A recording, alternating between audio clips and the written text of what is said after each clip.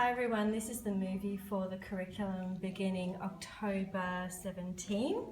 And there's little displays around the room for the children to look at and feel and explore.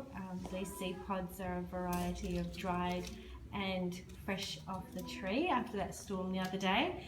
In this area here, we have a little construction set. It was 2 at a time, but I've introduced a third cushion today to see whether they can work as a group of 3, and they are welcome to keep their work on that shelf.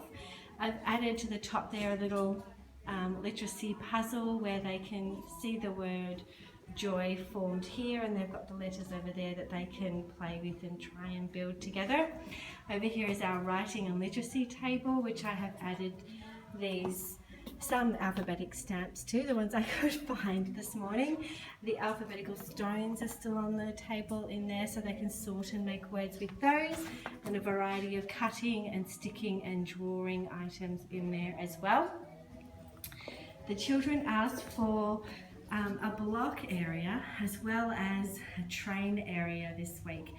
So I've provided both for them, and they have some books in there about trucks and cars and transport and challenges and buildings to inspire thinking and building.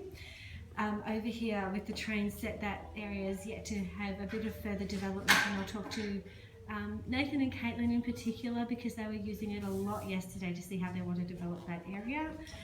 This morning on the table we will be squeezing the lemons for the spring fair, so lots of squeezing and sharing I'm sure will take place as hands get sore using that press.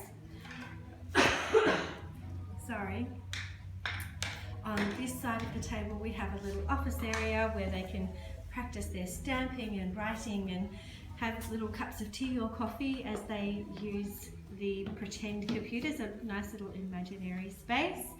Here we're beginning a little pre-carpentry using the little tap-tap hammers and nails and looking at different shapes and what we can form out of those shapes when we can join them together. On this side is another little imaginary space with some, not sure if you can see that, there are some pirates and purple sand in there. On the numeracy shelf that we've put together this term, we've got numbers at the back of the shelf and numbered blocks on the front so that they can pair them together and sort and coordinate. Down here, that's very dark, but down here behind every puzzle I've photographed the puzzle so they can match them up, and also if they're not quite sure how to put the puzzle back together, there's an example sitting there for them that they can use.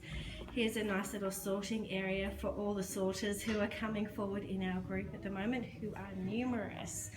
On the end of the shelf I've left the scales out with these heavy little Balinese people so that the children can continue their interest in using the scales.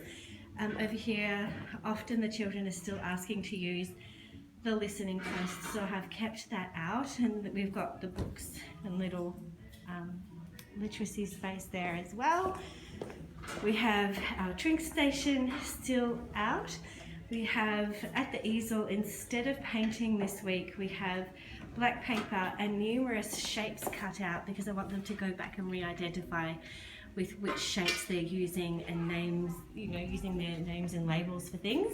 The stick insects are also still coming along. Occasionally we still find the dead one in the morning, but that happens.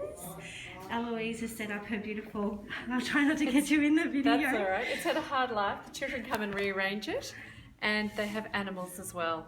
So that's been a really nice place to sit by yourself or with a friend and sort out the animals and rearrange it. It has a hard life.